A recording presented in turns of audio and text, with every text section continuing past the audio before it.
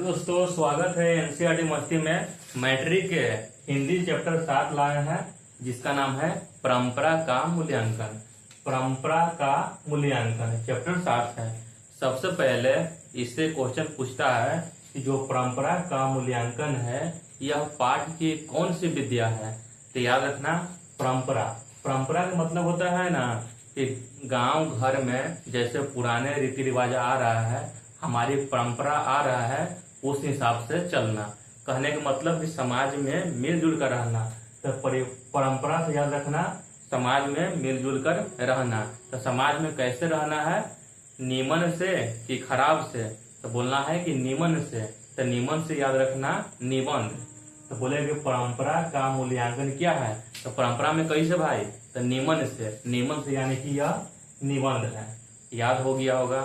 दूसरा बात, जो परंपरा का मूल्यांकन है इसके लेखक कौन है, इसको लिखा कौन है। तो याद ऐसे रखना है कि परंपरा में रहना है तो हम लोग को कैसे रहना है, जिस प्रकार से राम रहे थे, जिस प्रकार से राम रहे थे उस प्रकार से हम लोग को भी रहना है। तो परंपरा के मूल्यांकन के लेखक रामविलास शर्मा है। पहला बात, परंपरा का मूल्यांकन है क्या, तो निबंध है। अब परंपरा का मूल्यांकन के लेखक कौन है, तो रामविलास शर्मा है। तीसरा बात, जो रामविलास शर्मा है इनका जन्म कब हुआ था, तो 10 अक्टूबर 1912 को। कब, 10 अक्टूबर 1912 को। यह एग्जाम में बार बार आता है कि रामविलास शर्मा का जन्म कौन सी गांव में हुआ था। एग्जाम में आएगा ऊंच गांव सैनी, ऊंचा गांव, ऊंचा टीला। तो मारना है ऊंच गांव सानी, ऊंचा गांव नहीं, ऊंच गांव सानी। यही एग्जाम में आता है बार बार कि रामविलास शर्मा का जन्म कहाँ हुआ था, तो ऊंच गांव सानी में। यह उन्नाव में पड़ता है, जो कि उत्तर प्रदेश राज्य में है, जिसको शॉर्ट में यूपी बोलते हैं। अब देखो, यह बीए किए थे लखनऊ विश्वविद्यालय से। लखनऊ विश्वविद्यालय से बीए किए थे। कब, 1932 में। 1932 में रामविलास शर्मा लखनऊ विश्वविद्यालय से बीए किए थे। और फिर क्या हुआ ना, 1938 से 43 में यह कॉलेजवा में काजी बन गए, तो प्रिंसिपल बन गए। ठीक है, कौन भाषा के, तो अंग्रेजी भाषा के। यही बात लिखे, देखो 1938 से 43 तक लखनऊ विश्वविद्यालय में अध्यापक बन गए। ठीक है, अध्यापक माने कि मास्टर बन गए थे। कौन भाषा के, अंग्रेजी भाषा के। पढ़े थे लखनऊ विश्वविद्यालय में, और फिर लखनऊ विश्वविद्यालय में क्या बन गए, टीचर बन गए। कौन विषय के, अंग्रेजी विषय के। इतना बात याद रखना है।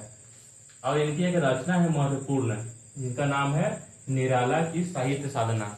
तुमको एग्जाम में पूछेगा कि निराला की साहित्य साधना के लेखक कौन है, तो तुमको बोलना है रामविलास शर्मा।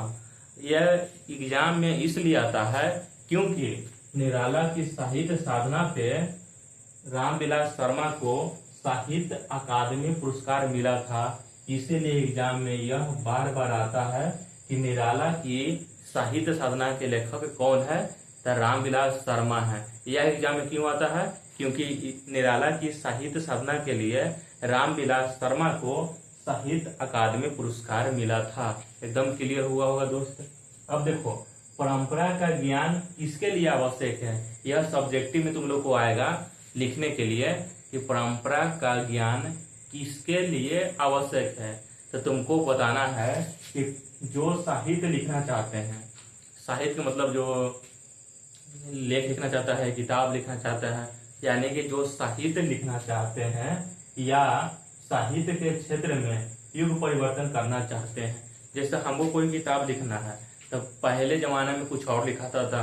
अब देखो, जैसे पहले जमाने में देखो, जो माता पिता पसंद करके ला दिया, उसी से लड़का उसका बाल बच्चा शादी कर लेता था। अब क्या है कि लड़का खुद देखता है लड़की को, लड़की भी खुद लड़का को देखता है। तो कहने का मतलब कि जैसा समाज चल रहा है उसी के हिसाब से हम लोग को साहित्य बनाना चाहेगा, तभी तो लोग देखेंगे। अब लोग का डिमांड है, मान लो कि लोग का डिमांड है कि आप हिंदी पढ़ाइए, हम अंग्रेजी पढ़ाएंगे, तो लोग देखेगा, नहीं देखेगा। इसीलिए परंपरा का ज्ञान किसके लिए जरूरी है, जो साहित्य लिखना चाहते हैं या साहित्य के क्षेत्र में युग परिवर्तन करना चाहते हैं उन्हीं के लिए परंपरा का ज्ञान आवश्यक है। ये भी क्लियर हो गया होगा। ठीक है, अब आगे बढ़ते हैं।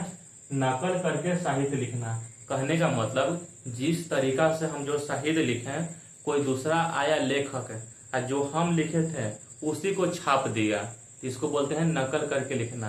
जैसे तुम लोग कभी कभी एग्जाम देता होगा तो तुमको मान लो कि पढ़ाई अच्छा से नहीं किया, हमसे पढ़ो चाहे किसी से पढ़ो लेकिन पढ़ाई जरूर करो। मान लो तुम पढ़ाई नहीं किया तो जो तुम सोचा ना कि मेरा मैट्रिक में सेंटर पढ़ना जाएगा, तो जो मेरे आगे जो तेज स्टूडेंट होगा ना ओकरे में से छाप लेंगे, इसको बोलते हैं नकल करना, मतलब सेम टू सेम छाप लेना।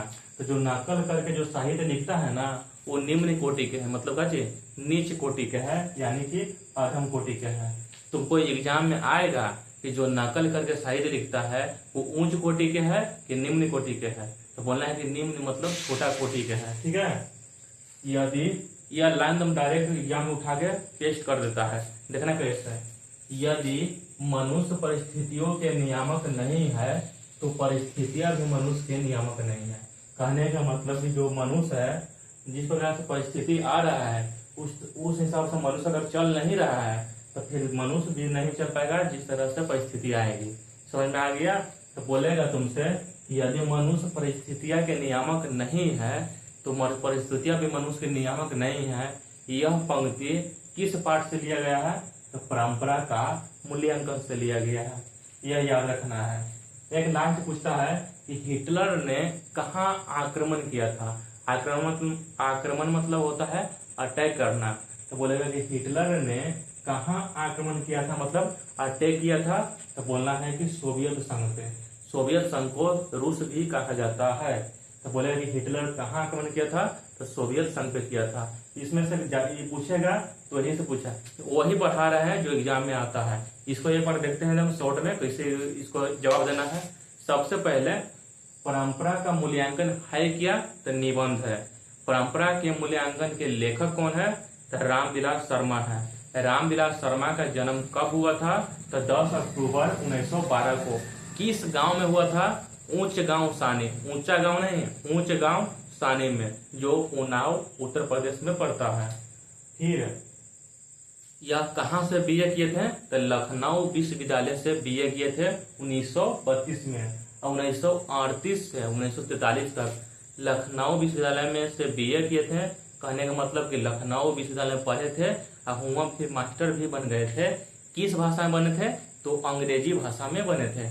अब देखो बोलेगा कि रामविलास शर्मा को किस साहित्य के लिए साहित्य अकादमी पुरस्कार मिला था? तो वो था निराला की साहित्य साधना। ये तो याद रखा होगा। अब देखो दोस्त, परंपरा का ज्ञान किसके लिए आवश्यक है? जो साहित्य लिखना चाहते हैं या जो साहित्य के क्षेत्र में युग परिवर्तन करना चाहते हैं उन्हीं के लिए परंपरा का ज्ञान आवश्यक है। नकल करके साहित्य लिखना कैसा है? उच्च कोटि का कि निम्न कोटि का? तो आंसर बोलना है निम्न कोटि का।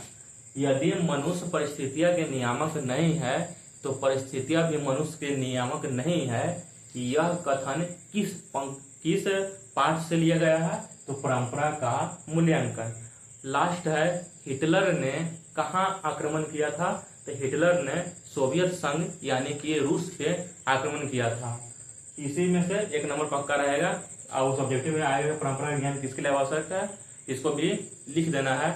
ऐसे ही वीडियो दोस्तों के पास शेयर करो और चैनल के सब्सक्राइब करें और लाइक करें। धन्यवाद।